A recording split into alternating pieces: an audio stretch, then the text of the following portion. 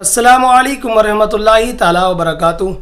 आज की इस वीडियो के अंदर हम बात करने वाले हैं कि बहुत सारी जगहों पर, बहुत सारे मकामात पर, गाँव के शहरों के अंदर ऐसा देखा जाता है कि जहाँ पर कपड़े धोने में दुश्वारी होती है तो लोग अपने कपड़े धोबी से धुलवाते हैं, धोबी के यहाँ अपने कपड़े धुलने के लिए दे देते हैं। तो क्या धोबी को जो धुलने के लिए कपड़े दिए जाते हैं क्या वो पाक हो जाते हैं या नापाक ही रहते हैं? बहुत सारे लोगों का ये कहना रहता है कि वो कपड़े पाक रहते हैं और कुछ लोग ये कहते हैं कि वो कपड़े नापाक रहते हैं। चूँकि वो धोबी जो होता है वो सारे कपड़ों को इकट्ठा कर धोता है तो लोग कहते हैं कि ऐसी सूरत में कपड़े पाक नहीं होते, वो नापाक रहते हैं। तो इस हवाले से क्या मसला है, क्या कपड़ा पाक रहता है या नापाक हो जाता है?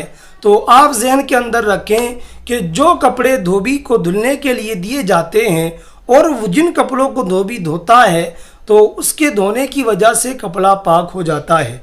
लेकिन हाँ, अगर कपड़े पर नजासत मरइया यानी ऐसी नापाकी लगी हो जो दिख रही हो और वो ज़ाइल ना हुई हो तो ऐसी सूरत में कपड़ा नापाक ही रहेगा। ये तो धोबी का मामला है कि कपड़ा नापाक ही रहेगा।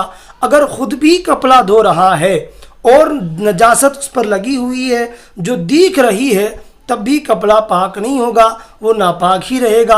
अलहासिल ये है कि जो कपड़े धोबी को धुलने के लिए दिए जाते हैं वो उसके धोने की वजह से पाक हो जाते हैं।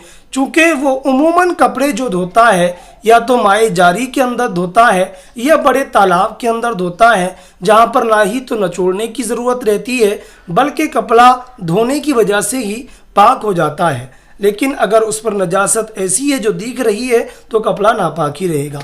तो उम्मीद करता हूँ ये वीडियो आपको पसंद आई होगी। इसी के साथ वदा चाहता हूँ, तब तक के लिए खुदा हाफिज़।